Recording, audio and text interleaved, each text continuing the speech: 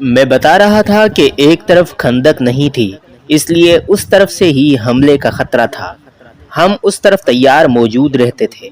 مدینہ میں ایک کشادہ مکان تھا۔ رسول اللہ صلی اللہ علیہ وسلم کے حکم سے ہم نے عورتوں اور بچوں کو اس مکان میں منتقل کر دیا تھا۔ یہ ان کی حفاظت کا انتظام تھا۔ ایک رات ایک آدمی کو اس مکان کے ساتھ مشکوک حالت میں آہستہ آہستہ چلتے دیکھا گیا۔ اس کے ہاتھ میں برچھی تھی۔ رسول اللہ صلی اللہ علیہ وسلم کی پھوپھی صفیہ کو خبر ہوئی تو وہ ایک موٹا ڈنڈا لے کر باہر نکلی۔ اس آدمی پر انہوں نے عقب سے حملہ کیا اور سر پر ڈنڈے مار مار کر اسے ختم کر دیا۔ کون تھا وہ؟ بنت یامین نے پوچھا۔ وہ یہودی تھا، حبیب بن کعب نے جواب دیا۔ بنو قریظہ کا آدمی تھا۔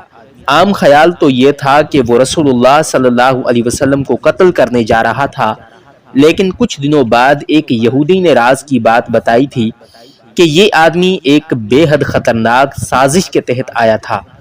وہ ان یہودیوں میں سے تھا جنہیں مدینہ سے نہیں نکالا گیا تھا، کیونکہ انہوں نے مسلمانوں کے آگے غلامانہ انداز اختیار کر لیا تھا اور مسلمانوں کو ان پر اعتبار آ گیا تھا۔ سازش یہ تھی کہ یہ یہودی اس مکان کے اندر چلا جائے گا جس میں ہماری عورتیں اور بچے تھے، اور یہ ان پر برچھیوں سے حملہ کر دے گا۔ عورتوں اور بچوں نے شور و گل مچانا تھا اور ان میں بھگ دڑ بپا ہونی تھی۔ ظاہر ہے ہم سب نے ادھر دوڑے جانا تھا۔ اس صورتحال میں قبیلہ قریش اور دیگر قبیلوں نے راستہ صاف دے کر حملہ کر دینا تھا، لیکن یہ یہودی پہلے ہی مارا گیا اور مسلمانوں کی اور دشمنوں کی سازش ناکام ہو گئی۔ تمام حملہ آور قبیلے مایوسی کے عالم میں واپس چلے گئے۔ قبیلہ قریش اور ان کے حامی قبیلے تو ہار مان گئے، لیکن یہودی شیطانیت کی علم بردار قوم ہے، اور ہار نہ ماننا شیطان کی خصلت ہے۔ وہ بدی کو دل سے نکلنے نہیں دیتا۔ یہودیوں کے 3 سربراہ سلام بن ابی حقیق، کنانہ بن ربی اور حی بن اخطب مدینہ سے خیبر چلے گئے، جہاں مدینہ کے یہودی جا کر آباد ہوئے تھے۔ ان 3 یہودیوں نے ایک عرب قبیلے بنو سعد کو مسلمانوں کے خلاف بھڑکانا شروع کر دیا۔ انہوں نے ایسے انداز اختیار کیے کہ بنو سعد ان کے جھانسے میں آ گئے اور مسلمانوں کے خلاف لڑنے کے لیے تیار ہو گئے۔ یہ خندق کے مارکے کے 1 سال بعد کا واقعہ ہے۔ خیبر کی طرف سے آنے والے ایک تاجر نے مدینہ میں آ کر کسی سے ذکر کیا کہ خیبر میں بنو سعد مدینہ پر حملہ کی تیاریاں کر رہے ہیں۔ یہ خبر رسول کریم صلی اللہ علیہ وسلم تک پہنچ گئی۔ حضور صلی اللہ علیہ وسلم کا یہ اصول تھا کہ دشمن تمہارے خلاف تیاری کر رہا ہو تو اسے تیاری کی حالت میں اس کے گھر جا کر پکڑو، اپنے گھر بیٹھے اس کا انتظار نہ کرتے رہو۔ چنانچہ آپ صلی اللہ علیہ وسلم نے حضرت علی رضی اللہ عنہ کو بنو سعد پر حملے کے لیے بھیجا۔ بنو سعد کو اس حملے کی توقع نہیں تھی۔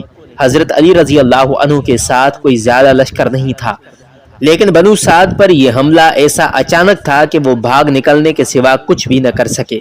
حضرت علی رضی اللہ عنہ کے لشکر کے ساتھ حضرت علی رضی اللہ تعالیٰ عنہ مجاہدین کے لشکر کے ساتھ مدینہ واپس آئے تو ان کے ساتھ بنو سعد کے 500 اونٹ تھے۔ کیا تم بھی حضرت علی کے ساتھ گئے تھے؟ ابن داؤد نے پوچھا۔ نہیں، حبیب بن کعب نے جواب دیا، میں دوسرے لشکر کے ساتھ گیا تھا، اور یہی خیبر کی اصل لڑائی تھی۔ میں اس لڑائی کی ساری باتیں نہیں سناؤں گا، میں تمہیں یہودی کی اسلام دشمن ذہنیت سے خبردار کر رہا ہوں۔ بنت یامین، کیا تم ناگن پر اعتبار کر لو گی کہ تمہیں نہیں ڈسے گی؟ نہیں، تم ناگن پر اعتبار کر سکتی ہو، حبیب ابن کعب نے کہا۔